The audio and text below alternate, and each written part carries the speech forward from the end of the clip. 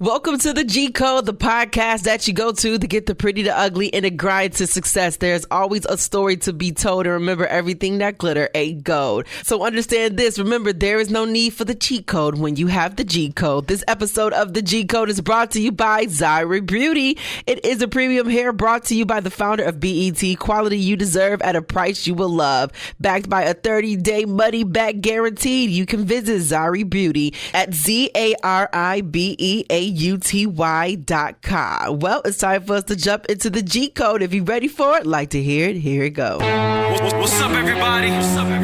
This your man Troy from the Capital Music Group, and you are now tuned in with your girl ADRI.v, the Go Getta, on the G Code. Hey, what's up, my go-getters? It's me, ADRI.v, the Go Getta, and welcome to another episode of the G Code, where we give you the pretty, the ugly, and the grind to success. Now, you know, each and every time I crack the mic, I'm bringing someone to the stage, and more so to the podcast, who's going to share with you their story, who are go-getters out here, who has turned their dreams into reality, and who is all about the pretty, the ugly, and the grind to success. So with me on the line, I got none other than a beautiful young woman I had an opportunity to meet and introduce when she came to Buffalo for the Women in the Spotlight Going Global conference, and her story and her how she was delivering it and was so passionate about her stuff. You know, I just like, you know what, I gotta have her on the podcast. So welcome, Miss Kiki Kitty. She is definitely your favorite celeb designer, favorite ghost designer. Hey, girl. Hey, what's up, girl? My God, your energy is so phenomenal. Like, you got me hyped just now. Yes, you know, we gotta have that energy, especially when we're talking about the things that we love doing. So for those who don't know you, and I got a chance to get to know you, tell them, who is Kiki Kitty? Well, I'm just a girl who likes to design and make pretty stuff, and I happen to be, and y'all happen to care because it's been a lot of it for a bunch of celebrities. But yeah, like it's my 22nd year in the business, and I've designed. I started out at Fubu. I developed Fubu Ladies, which was the first urban women's brand. And after that, I had my fashion consulting firm with my partners, and I developed brands for everybody since then. Everybody from Jay-Z, Beyonce, Nelly, Puffy, most recently Nicki Minaj, and recently started my own business as well, my own clothing line as well. Now, this is exciting. Now, what is the name of your own business, your own clothing line? My own clothing line is K Milele, and it is for my full name, which is Kianga Milele. Kiki Kitty is what everybody knows me as. But when I started my own line, I felt like I was getting back to the roots of who I really was and what drove me to love this business. And I was designing before I knew I was designing, like from 10 years old, and I was sewing my own stuff and going to school with it. Oh, wow. And then I was just Kianga Milele. So I'm like, you know what, if I'm getting back to the roots, let's drop the nickname and like K Milele. So that's what it is. It means Sunbeam Everlasting. I love it. Now, you know, you really gave us a mouthful just really telling us about you working with so many artists and building their brands. And, you know, what's crazy is so many times we have no clue that there are other people behind them that are literally, you know, putting these things together because they become like these front people. So, you know, the question that I have, like you just said, you know, you've been doing it since you were younger, didn't know you were designing. What made you get into it and really move forward with I'll say turning these passions that you had and really turning it into something more, and even deciding to branch out on your own? What made you get into this industry and remain in it for 22 years? Well, it wasn't really, I don't know if it was really a choice. Like, it is something that I'm passionate about. I think initially when I didn't know that there was such a thing as a fashion designer, I always said I wanted to be an artist. When I was young, and people said, what are you going to be when you grow up? I was saying, I'm going to be an artist. And it wasn't, my 5th grade teacher is the one who told me that there's a job as a fashion designer. And she was my art teacher, and she actually created a program based on, inspired by me. She created a fashion design program in the school. And it just was always something that I feel like the reason I'm so passionate about it is because not really thinking about money, thinking about anything, and just doing what I love is what my go-to. Like as a kid, you don't really have a voice, you don't have any kind of outlet, and I feel like everybody has been through something in their lives, and this is what really saved my life. Not really even understanding it at that time, so I really don't know if I really had a choice. Like it wasn't a consideration. It was like, this is what I do, this is what makes me feel good, this is what helps me to express myself, and this is the only thing that I really want to do. And I understood that I was going to be successful at it. So I stayed in the business because my passion and my hard work and my dedication to really being the best at anything I put my hands on was able to really kind of like make a name for what I was doing. I made a name for myself. I was always taught that you do the best, be the best. You commit to something, then you do it phenomenally. You don't just do it to get by. So I've always put that passion into whatever I'm working on, if it's my line or someone else's line, and that kind of drive has got me a good reputation, which has allowed me to remain in this business. And I don't really want to do anything else. This is what I love. It's a way of combining the art and the fashion together. It's like, how phenomenal is that? Absolutely. It is phenomenal, especially when you're able to wake up and do what you love to do. What I love is you talked about your art teacher. And when I was in high school, I was an advertising art major and photographer. For a long time, I thought I wanted to be an architect because I love to draw. But I knew I just wanted to get paid to talk because I loved music and I just enjoyed talking, and I always got in trouble for it, right? So I was like, radio, TV, maybe something I want to do. But of course, you have these people who try to put you in a box and be like, you could be a lawyer or be a doctor. Those regular, those more blue collar, strategic type jobs that your parents would get so that you can be stable. Creative industries are only recently becoming popular, right? Amongst everybody. Because that's why I didn't know there was a job at the time for being a fashion designer, because who knows that? I wasn't living in Atlanta, I wasn't in New York. When I came out, I found out there was a high school for fashion design. I was like, shut up. Who even does that? Right. I wish I had known that. But yeah, now it's amazing.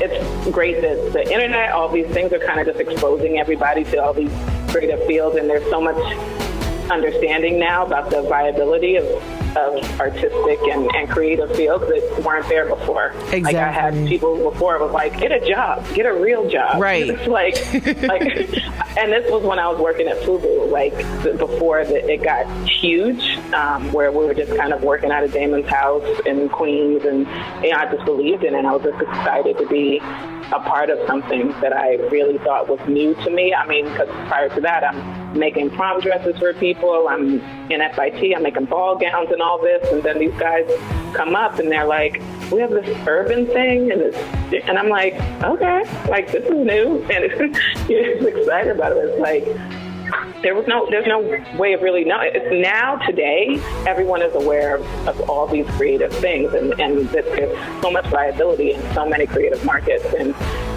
I'm glad that you decided, listen, I'm taking this path, and that's how you gotta be. Absolutely. You're amazing. I was on a panel once, and we were talking about with some kids, and we were talking about the fact that the things that you got, all of us, the things that we had gotten in trouble for in school, or the things that ended up being our careers and making us money today. Right. Someone similar to you was like, I used to get in trouble for talking, and guess what? I make a career in talking. I used to get in trouble because I used to draw on my desk, and they were like, you're defacing property. But guess what? It's because they're habits. They're not even really Absolutely. And just even going back to the creative state, some people are very fearful of going into that place because there's no set, I would say, salary of how much you really can make, because they're looking at it from a different standpoint. But even just to go back to what is it you shared with working with Fubu and being able to create their first female, that particular line, and working with Damon John, exactly how did you jump into that? Because as we talk about the pretty, the ugly, and the grind, this is a pretty state, being able to jump into the FUBU for us, by us, and being able to be a part of such an epic line and an epic, I will say, time when we were so excited to rock things that we were creating. And you know what? And honestly, that is really what it was. Like, that's what for us, by us meant. It was, we're making clothes that we're wearing. We're the consumer. We're the ones buying it, and we're the ones making it. Because prior to that, like, we had to shop, and then we tweaked what we purchased to kind of make it. Right. It's like there's nothing really out there that you can buy and just put it on. Like, you have to buy it, and you have to, at that time, obviously, baggy jeans were in style. They bought it sizes too big, and they did this and they did that. And, we were creative people. So, we figured it out. Even early on, I was styling at Uptown Records as a assistant to Civil Tennant. And even just thinking about the rap videos and things like that we're styling, like, we had to kind of, at that time, obviously there were, like, Carl Kanai had been out and things like that, but just the way we rock things, it wasn't really a lot of things out there prior to, like, a lot of the urban brands coming up.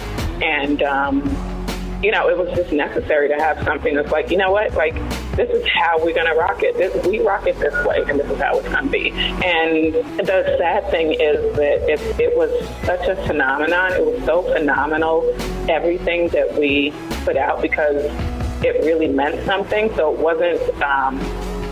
wasn't to us fly by night or random, or like, it was real, and we took time. Like, we were developing, we were very strong on quality and the experience and everything, giving the customer the best that they can get. And I feel like, and luckily a lot of other brands came out. We had a lot of great things going on. Eventually, I feel like it had gotten a bad name based on a lot of bootlegging and a lot of people coming and following and putting out crappy products. Right. And being part of the team that was building that and understanding and being a part of the community of designers that were really out there with the Nietzsche and all these other brands. Like, we were a family, a community, and we all supported and fought for each other to win. And the time and energy, everything it takes to really create a great product is like, for it to come and the market get flooded. It's the same thing in any industry, music or whatever. There's something, and then people come from wherever and they flood the market with some kind of watered down version of it, and then it gets a bad name. And it's like, it was disappointing to see that it had gotten like that. But on the other end, I'm super excited that it's coming back around. Like, there's so many people now who are getting into building their own collections. They're really speaking to the styles that are that the people are wearing on the streets, like the real style. Right. And I was just at Harlem Fashion Road show a few days ago, and one of the things, Swiss Beats won an award for an Icon Award there, and one of the things he was saying, which I wholeheartedly believe, is that we have to support ourselves. Like, we're the ones who we're doing this, and we let someone else come in and say, hey, that's whack, and we're like, oh yeah, that's whack. So what's not whack? Oh, I'll buy Tom Ford. Okay, well, it's like you can't just, like, there is something there, and it's not totally whack. And then there was a time where we're trying to where we're growing and we're trying to change with the times and uplift the customer to a new experience. And sometimes that's difficult because the buyers are the ones that, at the end of the day, predict the money you're going to make. Right. So if you want to, and a lot of times there's so many buyers, especially on the department store level, that unfortunately don't understand the customer and don't understand growth. Like, they understood what sold last season. If that sold last season, just give that to me again. And you're like, no, well, yeah, that was last season, but this is where we're going right now. And they're like, I don't know about that, because they don't know. They're not there. Like, the whole point is we are the customer. So when we see a shift, we do try to get that shift and attempt that shift in the market. And the great thing about social media now is that you don't have to depend on a particular buyer to dictate where your collection's going to go. You can have an idea, you can put it out there, you can get, you can crowdsource and get the market and get and show that you have a market for something that's new. And that's kind of amazing. And that kind of shift that's going on. Right. And not even, just being able to utilize the social media, but allowing so many different brands to come forth because of it. And, I feel like you touched on that.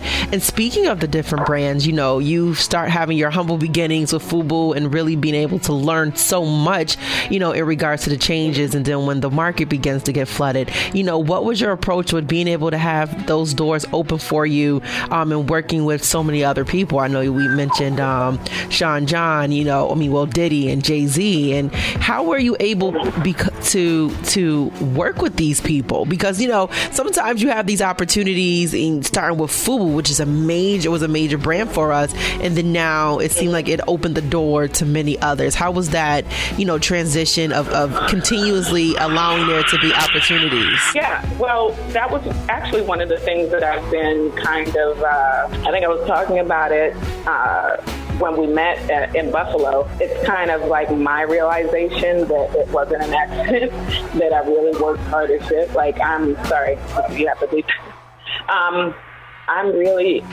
I work my ass off. I am really good at what I do. I take passion in it. I'm always open and willing to learn and more new things. I've learned from every line that I have worked with. I've learned something new from the people who I worked with. Like, being surrounded by people who are in the industry and doing what I do and doing what they do. When you start really working with them and opening your mind and realizing that there's always something new to learn, then you keep growing. And, it's not until recently. I know the younger generation doesn't really like it when people talk about the lack of work ethic that's really so true. Out there now. Right. And obviously it's not everyone. In any situation, you don't want to just make a blanket statement, but it is a very different time. It was normal to work until the middle of the night, work hard. Like, when you're trying to build something that doesn't exist, like, it's a totally different experience. You're building something from the ground up, and the excitement of all of that is you can explain it. Like, there wasn't a lot happening in that market, so we're building something, especially with FUBU ladies. Working with building FUBU ladies, first of all, because I came from a women's background, a women's designing market, which was I can't even call it a market because I didn't have a job in it. But like I said, because I had been designing women's apparel for so long prior to working with FUBU, I had a vision of how I wanted to see. Like, the urban market was new, and I saw that this was how it was with the guys. It was taking the same kind of classic things that we wanted to wear, but with the fits and certain things and the colors, whatever, like making it in our way, making it the way we would wear it right off of the rack. And in that, I had a vision of what I wanted that for women, because prior to that, it was only men's urban. And when I was, we were doing fashion shows and things like that, all of the fashion shows, Ralph McDaniels would put on Fat Fashion, which was like an amazing platform for designers at that time. Like, what he was doing was just beyond. And we put women in the shows just to break up the monotony of the men. And we would have the women in a men's jersey or a men's t-shirt, as a dress.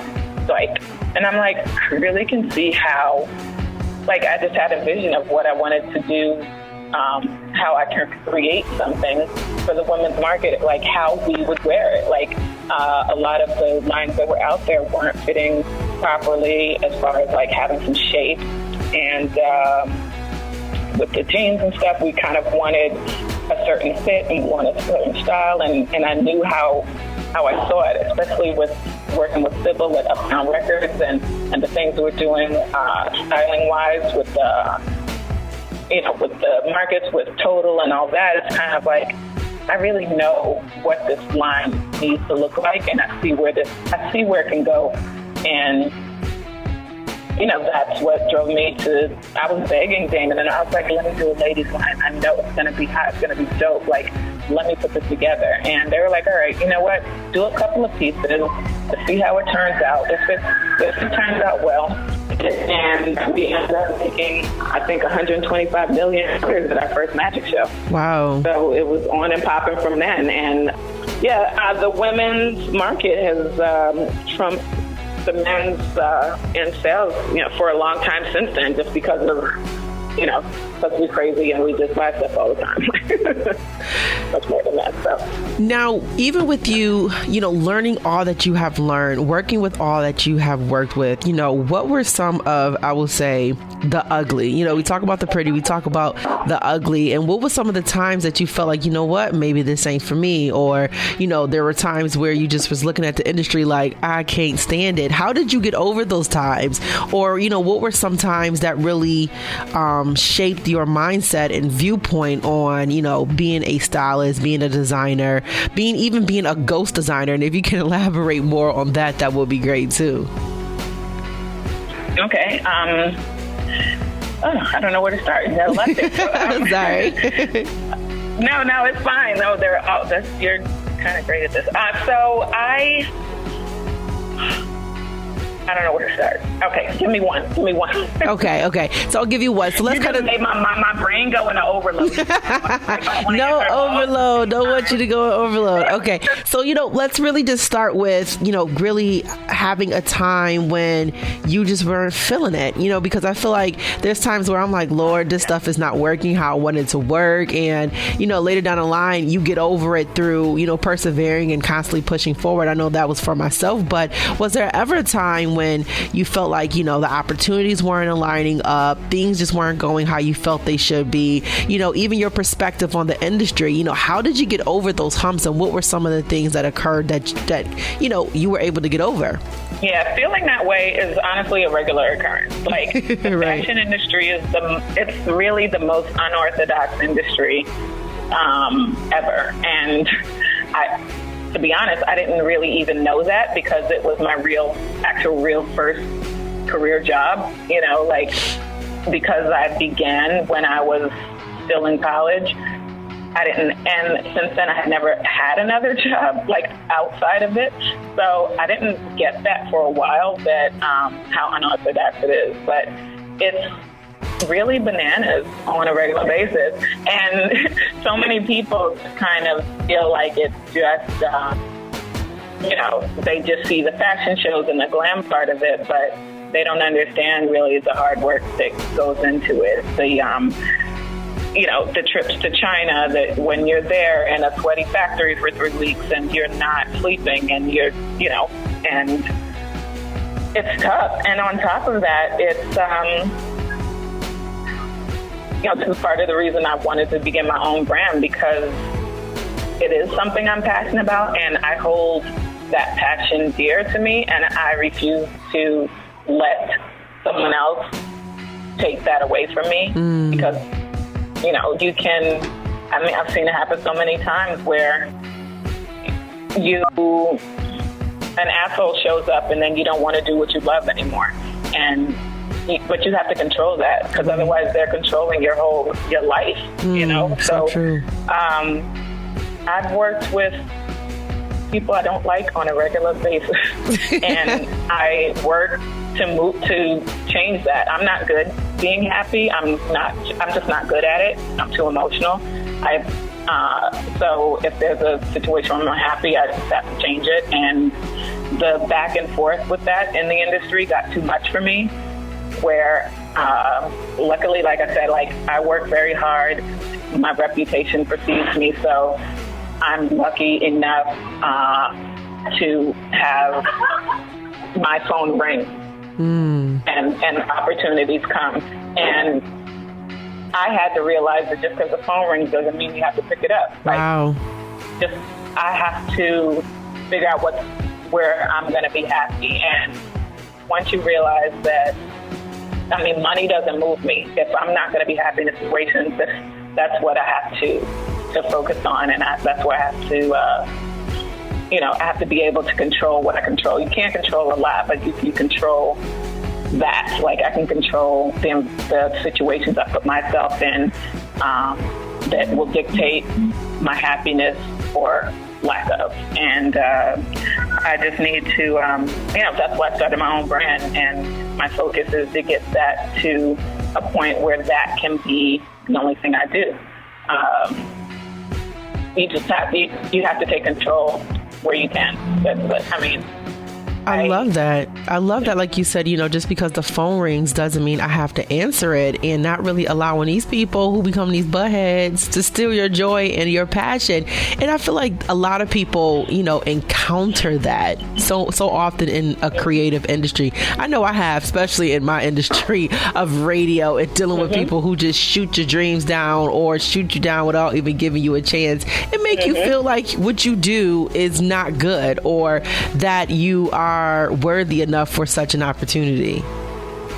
And worthy, that's the key word. You have to know your own worth, period. Yes. If you don't know your own worth, then you're allowing other people to dictate your worth.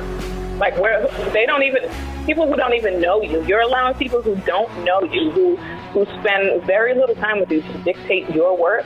Like, like when you even say that out loud, it just sounds stupid. Like, Very. Like, that your struggles, your past, all that you've done, and your worth. And no one else is going to know that better than you. There's people who are, really close to you who will tell you not to do it or you can't do it. And that's like their own fears and their own insecurities. And you can't do it. It's so true.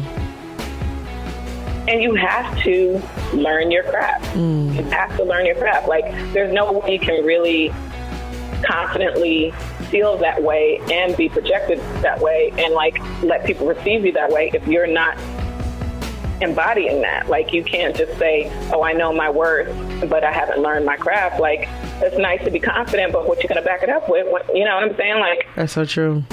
Like, when the call comes in, you have to be able to back it up. And each time when you back it up, that's when the people come, and that's when you get to dictate, you know what?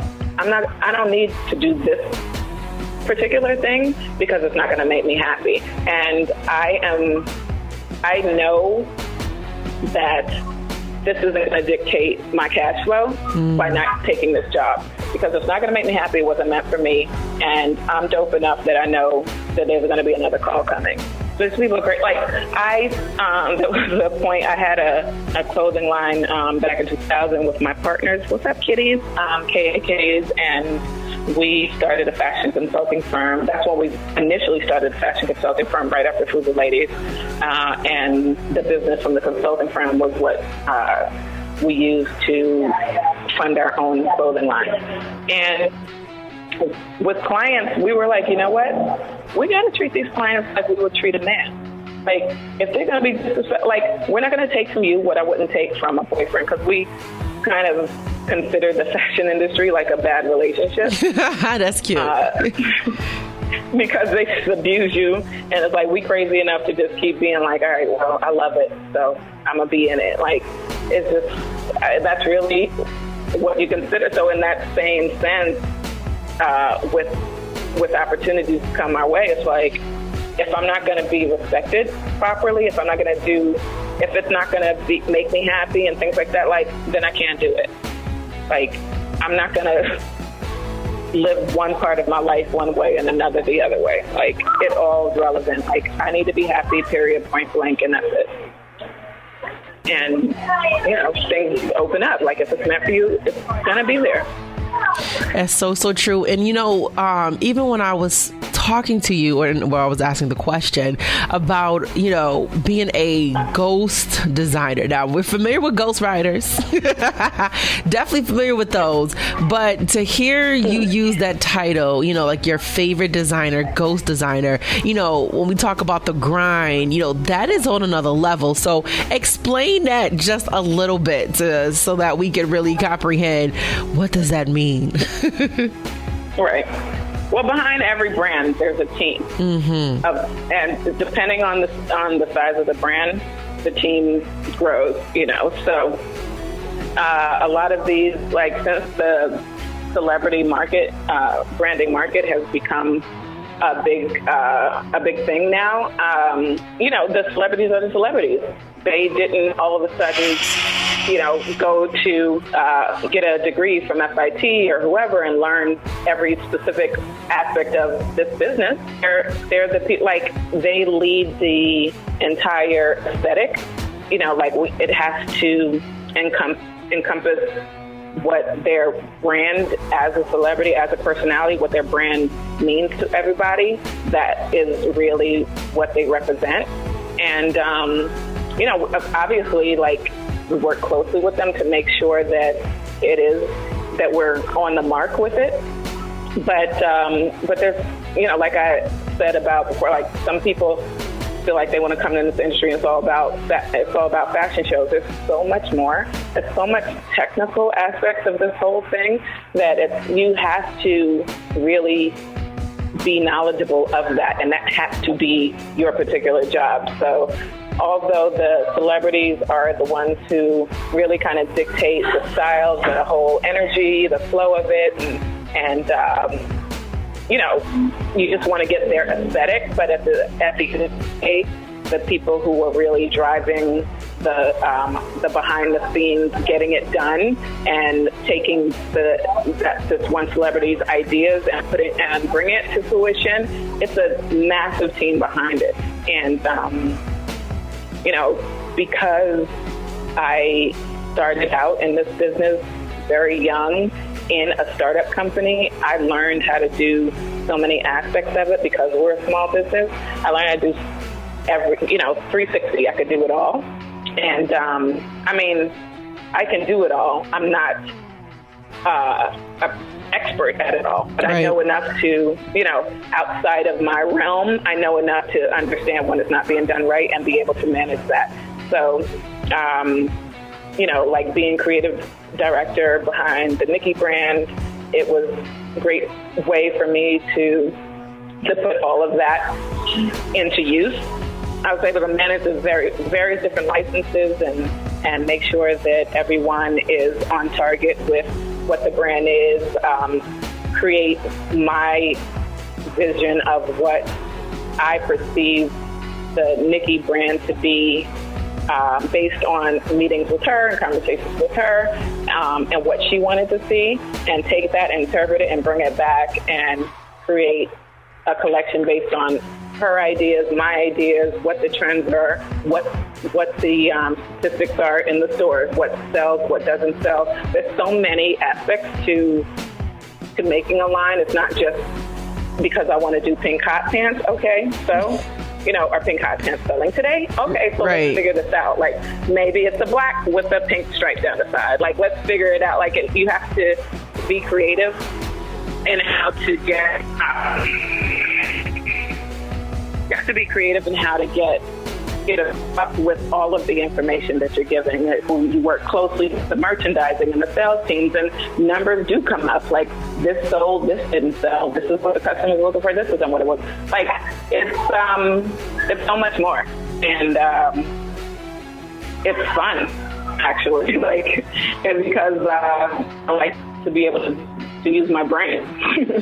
So I feel like No, no, you're perfectly fine, because, you know, you're really just being able to express, you know, the process. And, you know, one thing that people don't understand is it's so great, like you mentioned, about learning your craft and knowing it, but being able to put yourself in a position to learn all aspects is so key, because in this industry, you won't always have, you know, the support of other people or the support of, you know, an entire entire team, but sometimes you are the entire team. And, you really just gave the breakdown of that. So I so appreciate it. And I appreciate you for getting in here and doing the interview. And as we, make it to the end, there are a lot of people who are stepping into the fashion industry who wants to be stylists, who wants to be designers. And I feel like we just gave them an entire full plate of, what they could expect, what they should expect, and possibly the things that they should do. But what would be your G codes, your keys to success, or, some jewels that you would like to drop on these up and coming designers or even stylists who are lovers of the fashion, lovers of the industry, that they should definitely be able to, know going into the game? What would be your G codes? You have to really get into it. Like, you get an internship, learn about it, get in there. Even when you're at a job, what am I saying? Oh, yes. Okay. Like we had an intern once that was hired as an intern for something specific. And this is in the FUBU days when everybody is doing everything. And she didn't want to help anybody but me. She was like, I'm not helping over there. I'm in design. It's like, wait, what? Wow. No, that's not how this works. But we're a small company. We do. Eventually, obviously, it got big. But one of the things, the main thing, is just really overextend yourself. People notice when you're happy to be there, happy to learn. When I have someone under me who listens, pays attention, is understanding they have something to learn, and just kind of engulfing themselves in it. It's because not only does that help me see that there's something there, that there's a work ethic and a passion there, but you're going to bring, I know that one day you're going to bring me back something that I didn't know, because you're in it, you're involved, you're out there, you're reading articles, you're involved completely in what you're doing, so that you can be of service. I don't want someone working under me who's just here to take from me. Right. It's give and take. You know what I mean? You're just not here to take. What are you offering here? It's a very competitive space at this point, and you have to stand out, and you have to figure out how to stand out, being different, being unique, being proactive, knowing what you're talking about, learning it, and offering something are the things that you need to really stand out and be above the rest. And unfortunately, it's not so many at this day and age that are offering all of those things. So true. So back in the day, it was we all were offering it. Now it's it's not too many, because there's a lot of people who are just I'm just here for this. And people see that. Everyone sees it all. People are watching you. Even when you think they're not, they're watching you, and they're noticing. They're watching, and they're taking note. I do it all the time. I had someone who, an assistant who was just complaining all the time about everything. And I was like, get her out of here. I can't even deal with this. Even if she wasn't completely playing, everything was a thing. I was like, I can't even do it. We were doing everything, and you are complaining about the one little job that you have. No. Right. And the ones who were especially, it's just, this is business. It's not a game. It's not a game. This is real. It's real for a lot of people. It's real life, and it's real money. Right. Product sales don't sell. There's a lot of money at stake. These are millions of dollars in profits that people are talking about. So if you think that they're going to trust you or have you on their team with all that at stake, and you don't seem interested or seem to care, then you might have a very short-lived career.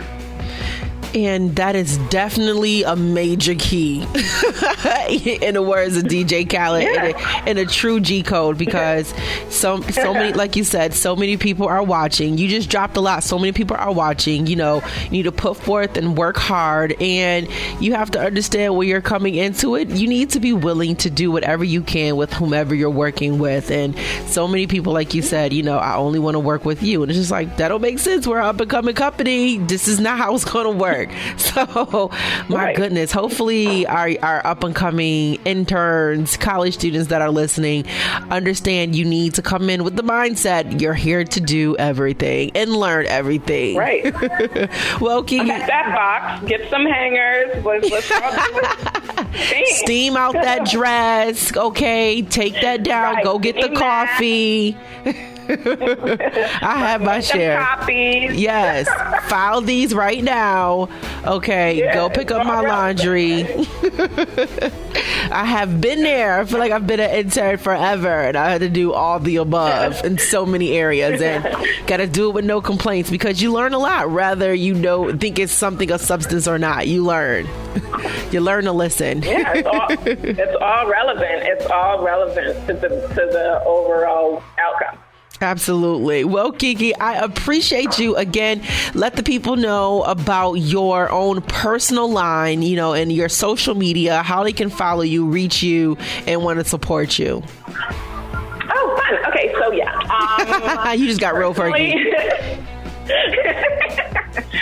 Personally, you can reach me, and you can see me on social media, Kiki Kitty Doll on everything. And my clothing line is K-Milele. That's K-M-I-L-E-L-E. And I have the website and the social media. It's all K-Milele. And yeah.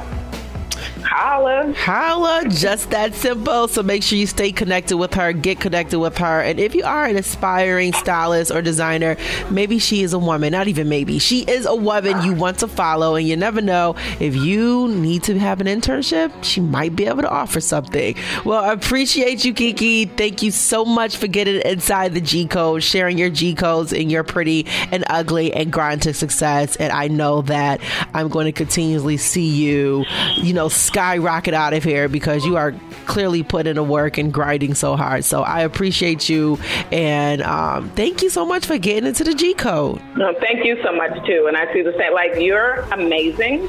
Oh, thank you. Like, you're really great. And just from seeing you in Buffalo, you handled that whole thing, and then I love to see us all win. I love it when I see this. You're phenomenal, and I see big things coming for you. I'm so excited. Thank you for having me. I really appreciate it. I really do. Absolutely. I wouldn't have it the other way.